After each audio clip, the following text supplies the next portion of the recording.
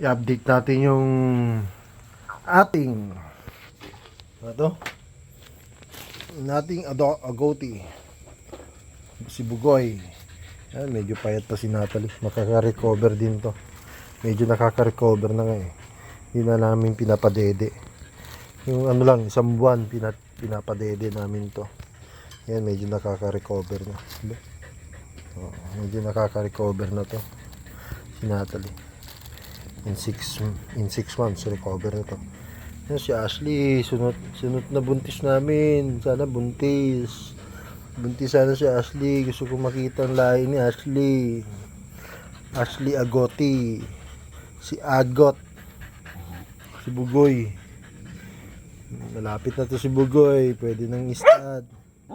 Pwede na may i-stud kay Ashley at saka kay Natalie. Oo. Nag-ano si Natalie, oh. Bulbul yung mga buhok niya. Matatanggal na to eh. Tatanggal na to. Nangangawi po kila si Bugoy eh. Gusto nang kumantot ni Bugoy eh.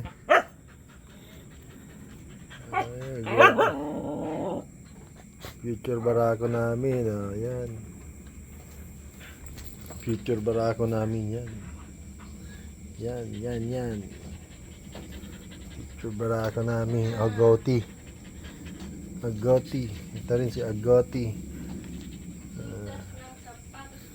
Agouti, ganda. Ganda. Back to back huli kasi to si si Bugoy eh. Bugoy Cosmo. Ito si Ashley Agot. Hoy, mga apo. Puti Tondo. Si Puti Tondo. Natalie Nakarlan. Yan, mga sila.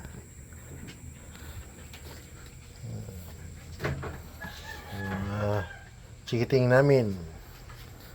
Yan. Exercise sa gabi.